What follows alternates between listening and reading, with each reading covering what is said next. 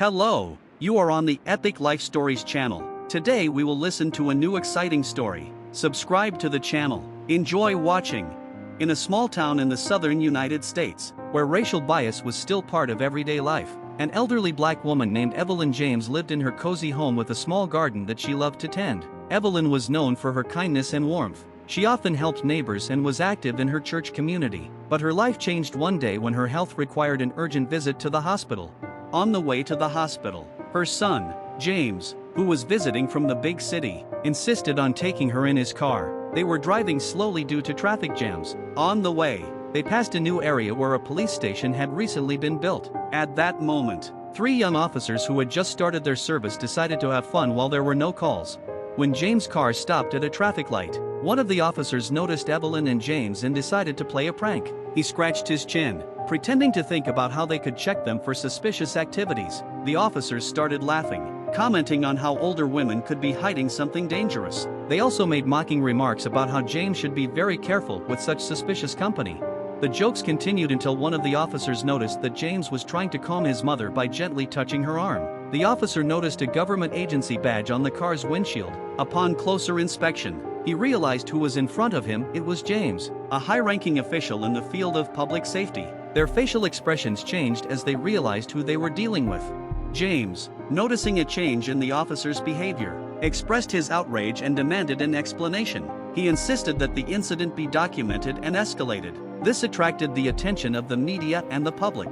Public pressure grew and authorities launched an internal investigation. The investigation found that the officers violated internal regulations and created a humiliating atmosphere. As a result, the officers were suspended and subjected to disciplinary measures, including racial bias training. James, deeply disillusioned, worked actively with human rights organizations, organizing campaigns against racial discrimination and demanding reform. These campaigns attracted the attention of both local and national media, creating a wave of public debate and pressure on authorities. Evelyn, who had experienced emotional pain, turned to a psychologist to help her recover. James continued to support her and help her cope with the consequences of the incident. He also began working to create a support fund for victims of racial bias, which would provide help and resources to people facing similar situations. Evelyn and James' story brought attention to issues of racial bias and brought real change to public perception and policing practice. James and Evelyn became symbols of the fight for justice, and their story inspired many to take action. They continued their work to create a more just and respectful society by helping others and finding ways to move forward after the hardships they experienced. After the incident with Evelyn and James attracted public attention, the situation began to develop in unexpected directions. Because the internal investigation found that the officers violated internal regulations and created a humiliating atmosphere, action began to be taken. The officers were suspended pending an investigation and subject to disciplinary measures, including racial bias and cultural sensitivity training. This marked the beginning of deeper reforms in policing practices. James, while at the center of this storm, used his platform to organize meetings with the public and law enforcement. He has worked extensively with human rights organizations, helping to coordinate events and protests to raise awareness of racial discrimination and the need for systemic change. His efforts attracted the attention of both local and national media, creating a wave of public debate and pressure on authorities. Meanwhile, Evelyn, although suffering considerable emotional distress, gradually found solace in the support of her loved ones and professional help. Psychological counseling helped her cope with the trauma and fears caused by the incident. James, noticing how her state of mind was changing, tried to provide her with maximum protection and support, supporting her in every step of her recovery. At the same time, James began working to create a support fund for victims of racial bias. The fund aimed to provide assistance and resources to people facing racial discrimination and support reforms to improve justice. This foundation became an important part of his work and legacy, as well as a symbol of the fight for justice. The process of reform in police agencies proved complex and took time. New standards for interaction with citizens, mandatory training for all officers, and improved systems for monitoring law enforcement behavior were introduced. These changes began to lead to gradual improvements in relations between the police and the community.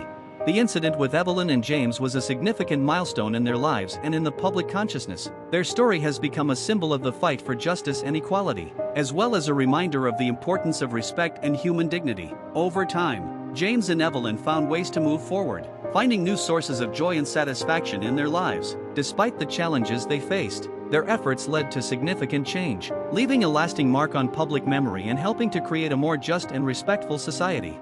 The moment James began to lose faith in the safety and support of those around him, his life became even more troubled. The threats and dangers he experienced began to take physical forms. At first it was minor annoyances such as broken windows and torn tires, but things soon escalated to the next level. One day, when James was returning home late at night, he noticed that his house was surrounded by a group of hooded people. They stood on the street and whispered to each other, looking back at his house. As James got closer, the group quickly dispersed and he saw that a trail of blood had been left on the sidewalk in front of his house. It was nothing more than a threat directed directly at him. That night James slept poorly, often waking up from every rustle or shadow falling outside the windows. His fear of night visits and possible attacks became so strong that he began to avoid going outside even during the day. Despite the best efforts of James and his lawyers, local law enforcement continued to act slowly. The investigation has essentially stalled. The police, although showing some attention to the threats, did not take significant steps to ensure James' safety. Every day James felt more and more that the authorities either did not want or could not provide him with protection. Things got worse when he discovered there had been break-ins at his office. Several times, documents and notes were found on his desk that were not supposed to be there, as well as strange, threatening notes. James suspected that someone around him might be connected to this. The feeling of betrayal and fear of possible avengers grew, and James began checking his colleagues and acquaintances for possible connections with the threats. James' condition continued to deteriorate. He had difficulty concentrating at work and became isolated from friends and family. His mental and physical health began to fail. He suffered from insomnia and panic attacks, and even the simplest tasks began to seem overwhelming. James felt like his world was falling apart, and no amount of effort could bring him back to a sense of security.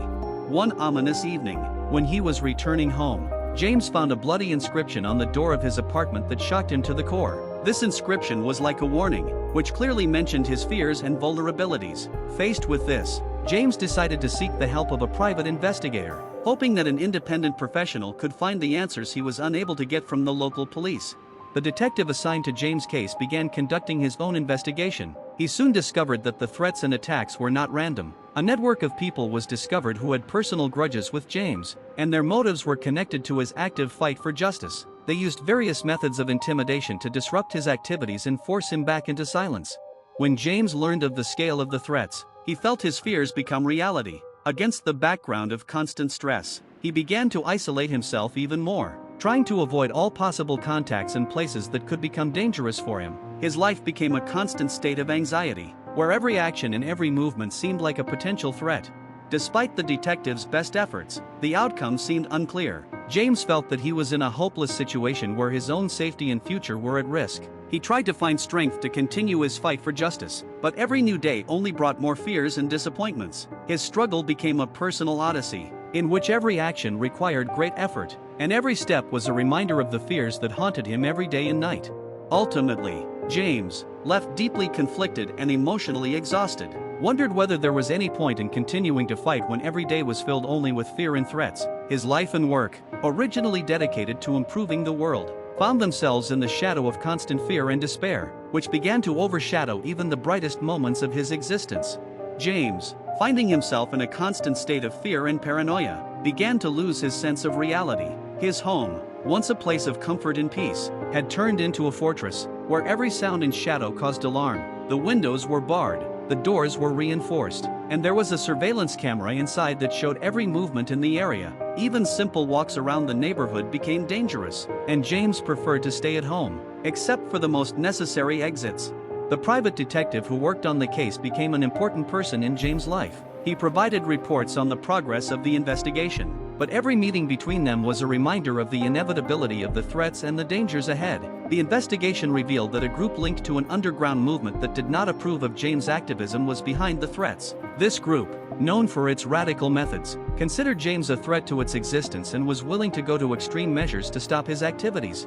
One day, a detective told James some disturbing news. The group had made its next big move and begun planning something more serious than just threats. They considered attacking James for the purpose of intimidation or even elimination. This news completely undermined James's remaining strength. He felt like he was becoming a pawn in a game where his life and safety were being manipulated and threatened.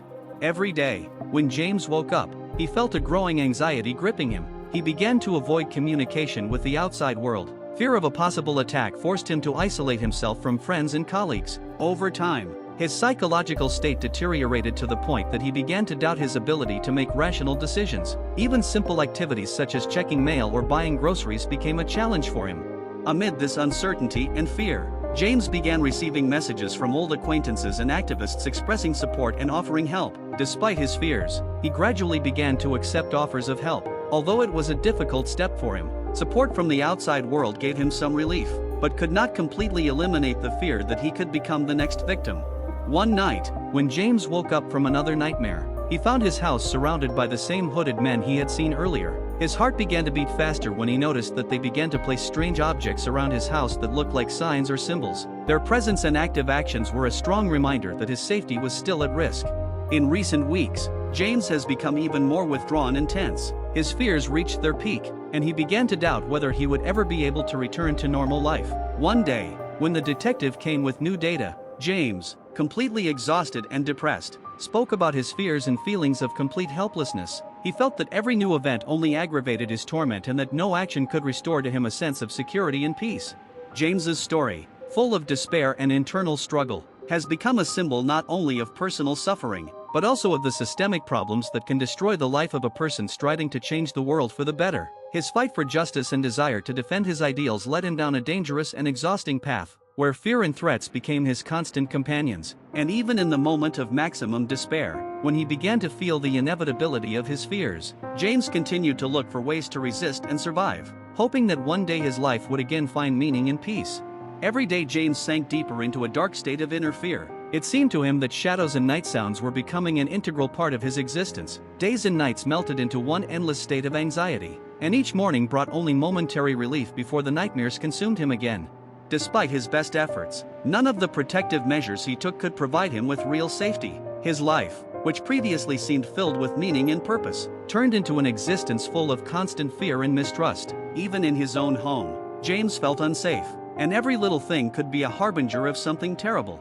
One day, when James returned home from a meeting with a detective, he noticed that something was wrong. Rising to the second floor, he saw that all his books and documents were scattered on the floor. He felt his heart pound in his chest and began to check to see if anything important was missing. At this time, another person appeared in the room.